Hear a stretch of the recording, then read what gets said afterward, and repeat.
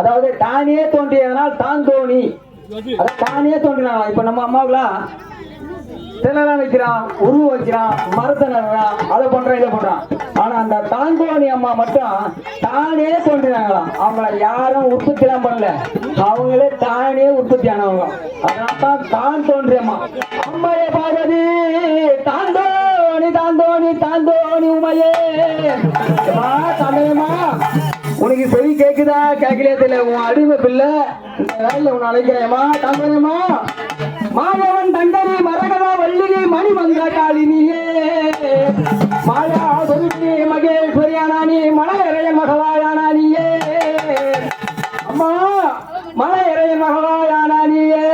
அம்மா மாயவன் தங்கனி மரகத வள்ளினி மணிமந்திர காலினியே மாயா சொருகினி மகேஸ்வரியானைய மலரைய மலையமானானியே தாயனி சற்குண வள்ளினி தயாநிதி விசாலாட்சினியே. இந்த தாரணியின் பெயர் பல பெற்றவளை நீயே, அந்த திருப்போரில் இருக்கக்கூடிய தரவணனை இன்றவளை நீயே, பல பேர்களுடன் அடினே அத்தனிட பாடத்தில் பெயர் பல வளர்த்தவளை நீயே, பிரணவ சொர்பினி பிரசன்ன வல்லினி பெரிய உண்ணாமலைய நீயே, ஆயு மகமாயினி அகில அண்டவல்லினி ஆனந்த வல்லிய நீயே, அழகான இந்த நன்னகரே நன்னகரிலே நன்னகரிலே தானே தோன்றிய தானே தோன்றிய தானே தோன்றிய தாந்தோணியம்மா தாந்தோணியம்மா தாந்தோன்றியம்மா எங்க இருந்தாளா முகவி சென்றிருந்தாளா உன் அறிவை பிள்ளை அழைக்கின்ற இந்த வேலையிலே அப்பாய தான் தோன்றி தான் தோன்றி தான் தோன்றி நீ இருப்பது உண்மையானா இந்த வேலை எழுந்துவே தாயே